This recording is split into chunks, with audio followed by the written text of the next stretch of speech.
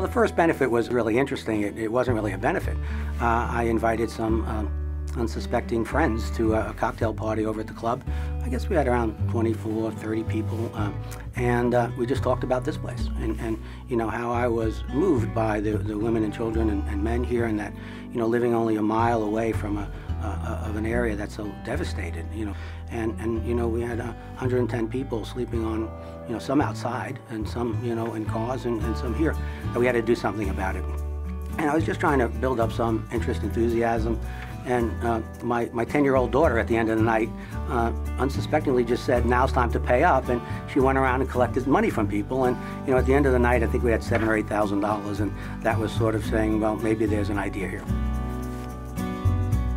The terminology in the past was these places were eats and sheets. People would line up, you have a place to sleep, you have a place to eat, and you're out. I think now what you see is a very comprehensive way of getting people's lives back into order. You know, gives me hope that over time there might be a solution to this, and we do get people out of a homeless state.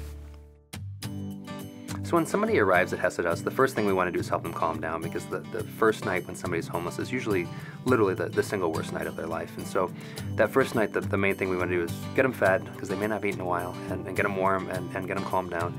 And the next morning, that's when the real magic begins, because that's when we start talking about, okay, we've got job training, we've got counseling services, we've got all these services to help you put your life back together again. So now the hope begins. You know, grants, government grants, whether they be at the state level or the national level, are scaling back. Companies are scaling back with their individuals because of the economic situation, are scaling back, so there's still, you know, a great need. So, you know, this event, you know, provides a lot of the funding. Where does it go? Most of our focus lately has been on helping people get out of homelessness. So job training, mental health counseling, substance abuse counseling, legal services, medical services. And so the event is really, really critical for being able to provide those services to help people get out of homelessness. There's not a big administrative burden, you know, at Hesed House. You know, you read the atrocities of some of these charities where 30 cents on the dollar goes to administration. That's not the case here. You know, every dollar we collect at this event goes directly to Hesed House. So I think it's fiscally important for them, and allows them to further reach and engage the people, you know, both men, women, and children. You know, we see 92% of the individuals that come to Hesed House are able to get out within 1 year. And I don't think that would be possible without the full wraparound services, the comprehensive services that we have.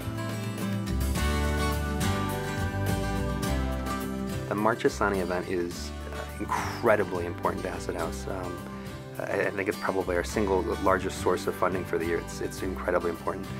Without it, our services would be a shell of what they are right now. And you know, I can't go on to mention, you know, everyone's name, you know, that's been involved with this. And it's not only the giving this evening, but it's the giving throughout the course of the year. So it's really I that should thank someone. And as I mentioned, you know, countless times, it's the energy that I get from all of them. And so how can you not be, you know, proud to be involved with people like this? The best part of my day is first thing in the morning when I'm walking between my car and the front door and people come to me and tell me, I just got a job, or I've been sober for so long, or I'm moving out next week, and most of that would not be possible without this event.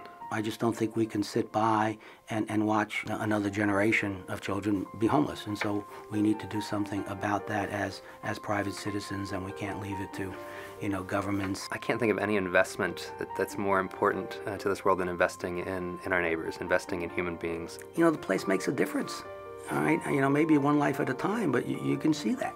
And, you know, to be involved in a small way with that is pretty rewarding when, you know, you sit with yourself and you think about that. So if there's one thing only is to, you know, look in your heart and recognize how fortunate we are, and then maybe pay it forward.